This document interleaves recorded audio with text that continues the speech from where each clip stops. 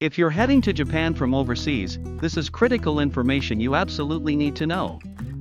Right now, major changes to Japan's entry and travel rules are being announced one after another. So, we're here to give you more than just a procedural overview, we're offering an insider's perspective as professional travel agents.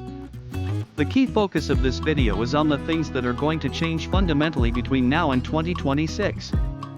Specifically, we'll cover how to cut over an hour off your wait time at the airport, a crucial warning about common overseas medications that are surprisingly banned in Japan, and the massive overhaul of the tax-free system starting in November 2026. For a smooth and stress-free trip, we'll give you the essentials on what to prepare right now and the vital information that will shape your future travel plans. Watch this video to the end, get fully prepared, and secure the best trip to Japan. Let's dive right in. First up, the service we most strongly recommend to everyone, Visit Japan Web.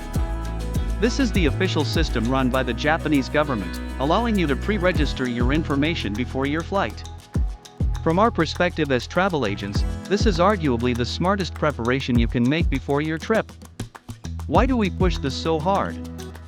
The reason is simple: it can potentially save you hours at the airport. After a long international flight, the last thing you want is another long wait in line, right? Using Visit Japan Web means you skip filling out paperwork on board or after arrival. Instead, you simply use a QR code to clear customs. Thanks to this streamlined process, there's a real chance you can save well over an hour in total, especially during busy travel seasons. Here's one crucial extra step. Airport Wi-Fi can often be unreliable, so you must take a screenshot of the generated QR code. If you're traveling as a family, dads, please take charge and prepare the codes for everyone. We strongly advise completing this before you arrive so you aren't scrambling with your phone right after landing. The Japanese government has officially issued a warning about fraudulent websites impersonating Visit Japan Web. The genuine service is completely free. Please double-check that you are only accessing the official website.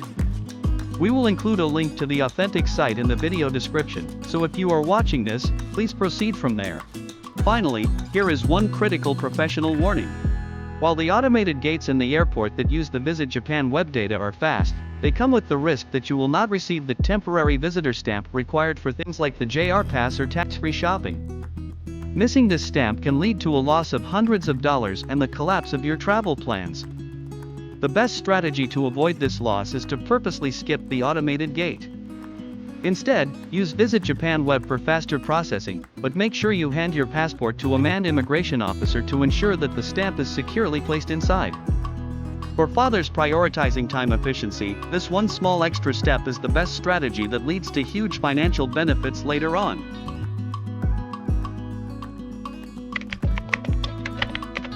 Next, let's look at the rules that have been strictly enforced very recently, the changes starting to apply from late 2025 that you need to know right now. This specifically concerns the tightening of mobile battery regulations. Since July 2025, Japanese airlines have enforced stricter storage rules. As you know, this is a safety measure due to the worldwide increase in battery-related fire incidents. The basic rule remains: you absolutely cannot put mobile batteries in your checked luggage. They must be brought in your carry-on baggage. The new change is that even once on board, you'll be instructed to keep them in a visible spot, such as your pocket or under the seat in front of you, not in the overhead bins. If you're carrying multiple batteries for your family, please be extra careful. A small pouch can be handy to keep them organized and easily accessible. And capacity limits are a crucial point as well. You can only bring batteries with a capacity of 160 watt-hours or less onto the aircraft. Let's break that down further. Most standard smartphone power banks are fine, but you need to be careful if you own a large capacity model. Batteries under 100 watt-hours are permitted without issue. Batteries between 100 watt-hours and 160 watt-hours are permitted, but you can only bring a maximum of 2 of these. Anything over 160 watt-hours is strictly forbidden. Double-check your battery's capacity beforehand. Make sure you are fully prepared so you don't risk having your gear confiscated at the airport.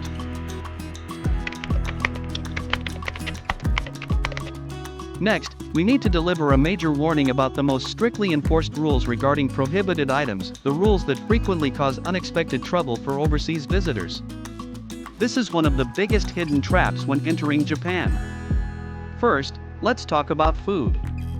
Nearly all meat products, fruits, and vegetables are banned. Remember that even beef jerky and apples are not allowed. It's crucial to know that this applies to all processed goods, chilled, frozen, and even heat-cooked processed foods. Furthermore, here's a blind spot: even instant noodles or soup packets can be prohibited if the ingredients include any meat extract or piece of meat. Now, the most critical topic is medication. Even legal prescription drugs common in countries like the US can be surprisingly strictly regulated or outright banned under Japanese law. For example, common overseas products like CBD cannabis-derived are strictly prohibited regardless of the specific component, and you face the risk of arrest just for possession. Also, if your regular medication is restricted, you must apply in advance to the Ministry of Health, Labor, and Welfare. This procedure is very complex. You can't enjoy your trip without your safety and health being secured first.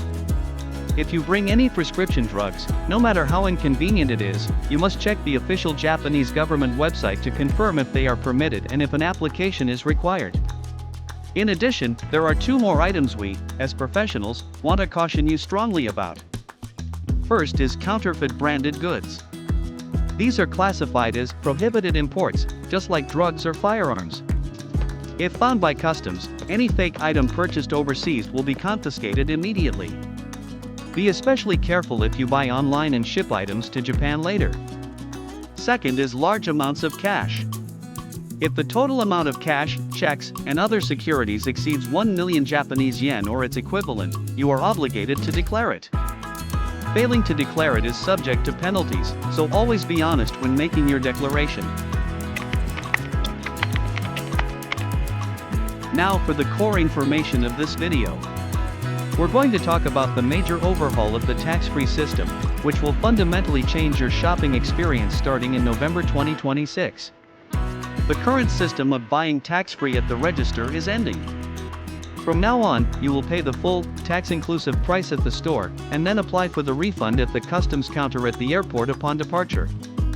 This procedural shift will significantly impact how you plan your shopping for your trip. Let's look behind the scenes of this change. Previously, tax-free consumables like snacks were supposed to be kept in a sealed, do-not-open bag, meaning you couldn't eat them during your stay. This contradiction is one reason the new system is being introduced. While the sealed bag rule is being removed, the core principle that the tax exemption is only for items taken out of Japan remains. Regarding the refund method, the money won't be limited to Japanese yen. While the amount is calculated in yen, multiple options like credit card refunds will likely be available. However, let us offer an insider's perspective here. Countries like South Korea restrict refunds to their own currency. We believe that if Japan had mandated refunds only in yen, it would have created a strong incentive to return to Japan or at least spend the cash at the airport. We see this as a slight weakness in Japan's overall tourism strategy. Finally, a note on payment: since you must pay the full, tax-inclusive price upfront, if you plan to use cash for your duty-free purchases, you will need to carry significantly more funds for payment at the time of purchase. In any case, shopping from 2026 onwards will require much more strategic planning than before. Part 5: Practical tips to eliminate Japan travel stress. Well, even after clearing immigration and customs, the hurdles for a successful trip to Japan continue. So, we'll introduce 4 powerful tips exclusive to us as travel agents to ensure your movement after arrival is completely smooth. The smart strategy for cash and currency exchange. You'll need cash right upon landing. Since exchange rates at the airport are often poor, the best strategy is to exchange only a minimal amount there. For more funds, the golden rule is to use a better-rated 7-bank ATM in the city. 7-Elevens are everywhere in Japan. Their ATMs accept overseas-issued cards, and the operation is simple. We have a video that thoroughly verifies where to get the best rates in Japan. Be sure to check that out. We also cover the best ATMs inside the airport. Essential items for smooth mobility. The most stressful element of family travel is often a map that won't load. Japanese public Wi-Fi is largely unavailable and unstable outside of major stations and airports. You have three options: a Wi-Fi router for sharing among the family, or an eSIM/SIM card. A router is convenient as it's one feed for multiple users, but if you split up, that person loses connection. A SIM offers the great advantage of individual use, but the overall cost will be higher. Beyond these individual concerns, we have a video that verifies which network is actually the fastest. If you're interested, please check out that video. The pro technique for zero luggage stress. Handling large suitcases is truly difficult, especially multiple ones. The more bags you have, the greater the hassle. Therefore, our advice is to immediately use a luggage delivery service right after landing to ship your bags directly to your accommodation. Being able to travel light on the train into the city will dramatically reduce your travel fatigue. A major warning: if you plan to take the Shinkansen to another area, be especially careful. There is very little space for large suitcases on board. You must either reserve a seat with a designated luggage space in advance or use this delivery service. This is a crucial trouble avoidance tip we don't want you to overlook. For the specific locations of the delivery counters at each airport, please check the dedicated videos we have prepared for each airport. Transit IC cards. Transit IC cards like Suica and Pasmo are essential items that can be used not only for trains and buses but also for payments at convenience stores and vending machines. Many videos recommend the welcome Suica, but everyone watching this video should think carefully before taking the easy route. The welcome Suica has a strict 28-day expiration limit and, crucially, is non-refundable. We travel agents recommend the standard Suica used by residents. It is refundable, and it is relatively easy to obtain. We have a complete guide to transit that covers the actual usage. We should absolutely not buy a JR pass, which local passes in Tokyo or Osaka offer the best value, and even details on how to bring luggage onto the Shinkansen. Preparation is the key to a comfortable and wonderful journey. We shared some of the actual failures and mistakes made by our own clients, and we sincerely hope that everyone watching this video avoids going through that same stress. What itinerary and path will you take in Japan? Please let us know in the comments below. Also, if you have any other questions, please tell us. We might make a video explaining it. Now, go enjoy your fantastic trip to Japan. We'll see you in the next video.